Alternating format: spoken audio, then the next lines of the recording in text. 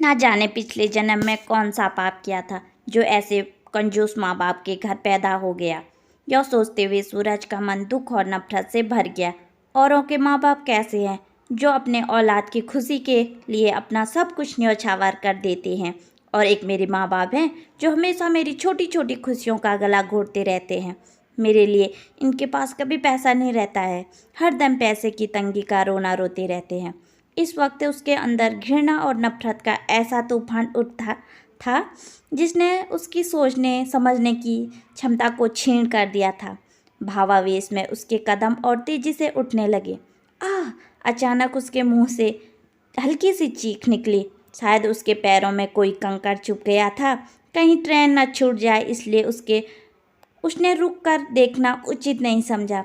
एक पैर उठाकर उसने जूते के नीचे से कंकड़ निकाला और तेज कदमों से आगे बढ़ गया। थोड़ी ही देर में वो अपने कस्बे के छोटे से रेलवे स्टेशन पर पहुंच गया। टिकट तो उसे लेना नहीं था, इसलिए वो सीधा प्लेटफॉर्म पर पहुंच गया। प्लेटफॉर्म पर खड़े होकर उसने मोबाइल निकाल कर देखा। सुबह के 5 बज रहे थे। ट्रेन अपने समय से आधे घंटे देरी से चल रही थी। वो पास में मौजूद कुर्सी पर बैठ गया और ट्रेन का इंतज़ार करने लगा। पैर में अभी भी दर्द का एहसास हो रहा था। अरे ये तो पापा के जूते हैं। वो जूते निकालने के लिए नीचे झुका तो चौंक पड़ा। शायद रात के अंधेरे में उसने दिखाई भी नहीं दिया था और जल्दबाजी में उसने पापा के जूते पहन लिए थे। जूते निकालकर उसने देखा तो पैर के तलवों में एक जगह खून रिसा हुआ दिखाई दिया। जख्म ज़्यादा नहीं था, बस हल्का सा ही चुभा था। तभी उसका ध्यान जूतों के नीचे हिस्से की तरफ गया, जो बिल्कुल छत बिछत हो चुके थे। पूरी तरह से घिसने के लिए साथ साथ वे कई जगह से फट चुके थे। तो पापा क्या रोज यही जूते पहनकर ऑफिस जाते हैं? जब एक बार पहनने से ही मेरे पैरों में कंकड़ चुभ गया, तो रोज पहनने पर ड्यूटी जाने के दौरान उनके पैरों में कितने कांटे चुभते होंगे। यह सोचकर ही उसका दिमाग सुन्न हो गया। तभी उसे याद आया कि पापा ने पिछले महीने ही उसके लिए कैंपस के 1500 के जूते खरीदे थे। वो पत्थर की बूंद की तरह वहीं पर जम गया। 18 वर्षीय सूरज अपने माँ बाप का इकलौता लड़का था, जो एक शहर के एक अच्छे प्राइवेट स्कूल में 10वीं कक्षा में पढ़ता था। उसके पिता एक प्राइवेट कंपनी में क्लर्क थे और माँ एक कुशल गृहिणी थी। इकलौती औलाद होने के कारण उसके ऊपर माँ बाप का कुछ ज़्यादा ही प्यार दुलार था। वे सीमित आमदनी के बावजूद भी उसकी हर ख्वाहिश पूरी करने की कोशिश करते। उसकी संगत शहर के अमीर घरानों से संबंध रखने वाले कुछ लड़कों से हो गई थी, जो उसके साथ ही पढ़ते थे, जिससे परिणाम स्वरूप वह थोड़ा बिगड़ गया था। यार सूरज, ऐसा कब तक हाथ गंदे करेगा? इससे अच्छा एक बाइक क्यों नहीं ले लेता?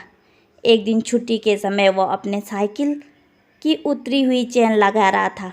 तभी उसके दोस्त नवीन ने टोक दिया। हाँ यार, नवीन ठीक कह रहा है। निखिल ने भी नवीन की बात का समर्थन किया। वे दोनों बाइक से स्कूल आते थे। स्कूल की लड़कियों के सामने ये बात सुनकर सूरज खुद को अपमानित महसूस करने लगा। उनकी ये बात उसके दिल में चुभ गई।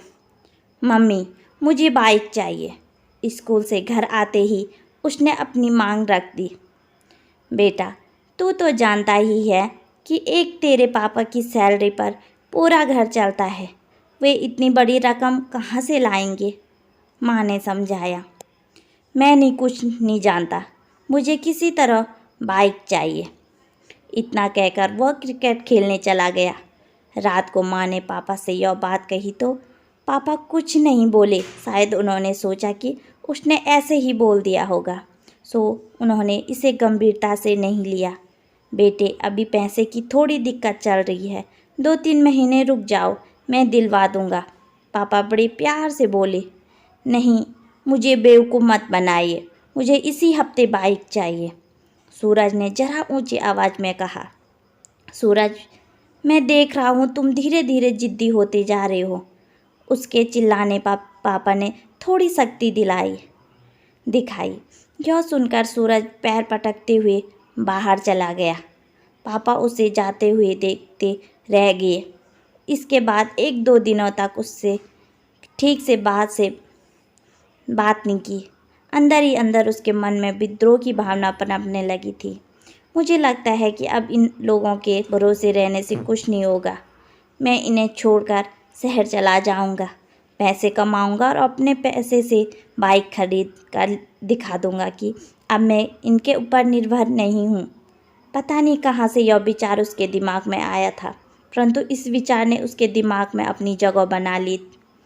एक दिन वह तड़के उठकर बिना किसी को बताए चुपचाप घर से बाहर निकल गया। रास्ते के खर्च के लिए वह पापा का पर्स में उठा लाया था। पापा का पर्स चोरी करने के अपराध बोध से उसका मन आत्मालिंगन से भर गया। ट्रेन स्टेशन पर आ चुकी थी, परंतु उसे समझ नहीं आ रहा था कि वह क्या करे क्या ना करे। कभी वह जूते को देखता तो कभी पर्स को देखता। ट्रेन के जाने के बाद उसके कांपते हाथों से पर्स खोला। पर्स में 10-10 के 3-4 नोट पड़े हुए थे और एक छोटी सी डायरी भी थी। शायद उसके पैसे के लेन देन का हिसाब लिखा हुआ था। मन बहलाने के लिए वह डायरी निकाल कर पढ़ने लगा। गुप्ता जी से 30,000 रुपये लिए कंप्यूटर के लिए, ब्याज 5,000 प्रति सेकंड। 6 महीने पहले ही पापा ने उसके लिए एक नया कंप्यूटर खरीदा था, तो क्या पापा ने कर्ज लेकर मेरे लिए कंप्यूटर खरीदा? पढ़ते ही उसे झटका लगा।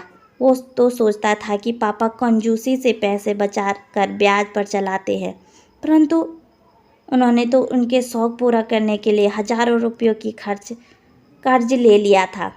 उसने आगे पढ़ना शुरू किया। शर्मा जी से 50,000 रुपये बाइक के लिए, ब्याज 3 रुपये सैकड़ा।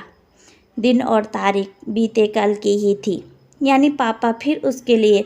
उसके आँखों से आंसुओं की धारा फूट पड़ी। वह तुरंत उठा और तेजी से घर की तरफ दौड़ पड़ा। बदवासी से मैं भागता हुआ जब पहुंचा तो पापा अभी अभी बाथरूम से नहा कर निकले थे। अरे कितनी देर टहलने चले गए थे? बेटे चलो जल्दी से तैयार हो जाओ, बाइक एजेंसी चलना है, पापा उसे देखते ही बोले। इतना सुनते ही सूरज के सब्र का बांध टूट गया। वह तुरंत पापा से लिपट गया और बच्चों की तरह फूट फूट कर रोने लगा। नहीं पापा, मुझे बाइक नहीं चाहिए, सब वह सुबकते हुए बोला। अरे क्या हुआ, क्यों रो रहे हो और बाइक क्यों नहीं चाहिए? मैंने लोन की सारी प्रक्रिया पूरी कर ली है। पापा को अभी भी कुछ समझ नहीं आ रहा था। इसे क्या हुआ है? आप इस लोन को कैंसिल करवा दीजिए, मुझे लोन वाली गाड़ी नहीं चाहिए, सूरज संभलते हुए बोला। लेकिन नहीं पापा, अभी साइकिल से ही काम चला जाऊंगा। चलो ठीक है, जैसा तुम चाहो। इसके बाद से वो बिल्कुल बदल गया। उसने अगले ही दिन से अपने पॉकेट मनी बचाना शुरू कर दिया। पापा आज फादर्स डे है, इसलिए मैं आपके लिए गिफ्ट लाया हूँ। पापा नाश्ता करके ऑफिस जाने के लिए दरवाजे से निकलने ही वाले थे कि सूरज ने मुस्कुराकर हुए उनका रास्ता रोक लिया।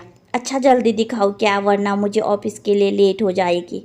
बस 2 मिनट पापा, आप बस कुर्सी पर बैठ जाइए। सूरज ने फटाफट उनके पुराने जूते निकाले और नए जूते पहना दिए, जो पूरे 1500 के थे। खुशी के मारे पापा की आंखें भर आई। सूरज ने उनके पैर छुए तो उन्होंने उसे उठाकर गले से लगा लिया। दोस्तों, कहानी पसंद आती है तो इसे लाइक, शेयर और सब्सक्राइब जरूर करें।